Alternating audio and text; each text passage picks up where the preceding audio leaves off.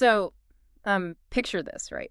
You have a researcher rolling down a street in Denmark on a skateboard, literally doing an electro boogie caterpillar dance and yelling, "Make way, Ragwort coming!" Yeah, I mean, that is quite the visual to start with. Right. Well, today we are diving into this brilliantly funny but honestly super revealing research project. It is by two students, Kesser and Steen, from a nature and innovation class, and they tracked this sudden invasion, what the locals are actually calling the larvae from hell. Which is such a dramatic name.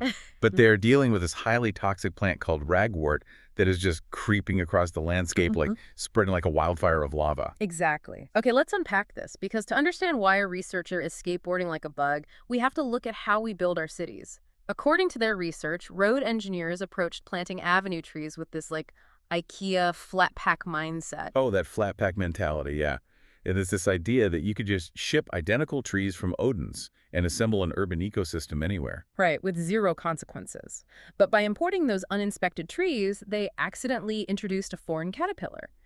And, nature hates a vacuum, so these larvae immediately found a local food source to exploit. And of course, they chose the highly toxic ragwort plant.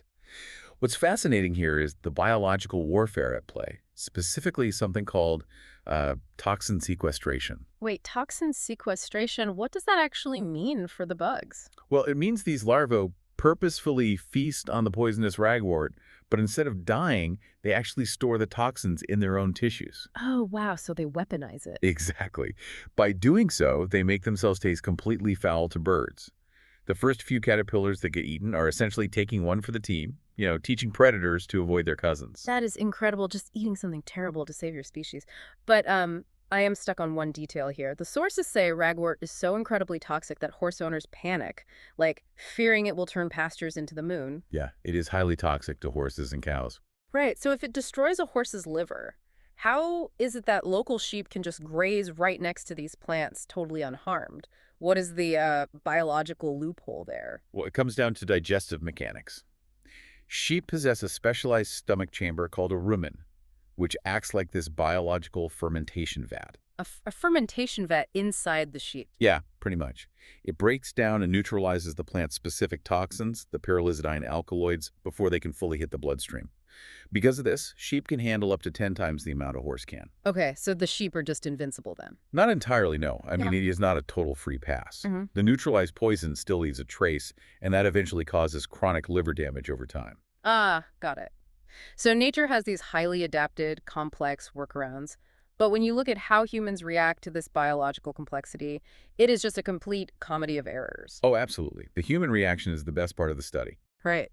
Kesser and Steen documented this local politician with zero scientific background, just emotionally screaming on TV, "It is yellow everywhere."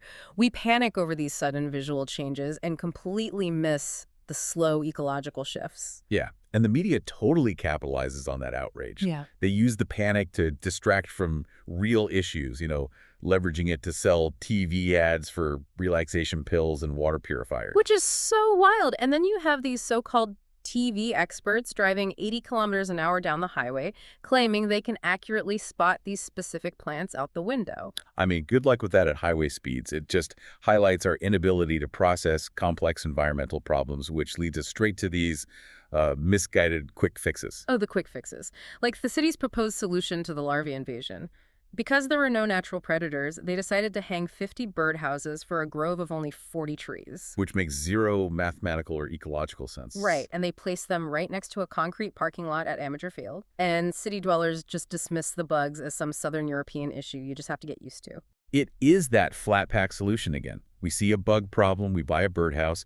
It treats nature like a facility, like static theme park that exists to serve us, rather than a living web of interactions. So what does this all mean for you listening? I think Kesser and Steen's project perfectly captures our clumsy, comical attempts to control an ecosystem we barely understand.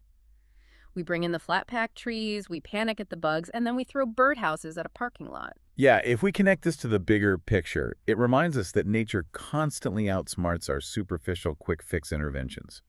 We try to assert dominance, and nature just adapts and spreads anyway. It really leaves you with something to mull over. If our attempts to manage the environment, like importing uninspected trees and putting up arbitrary bird boxes, are exactly what trigger these ecological imbalances. Very things we do to fix it, yeah. Exactly. Then it begs a question. When you look at that barren landscape we are so afraid of, who is the real invasive species? So, picture this, right?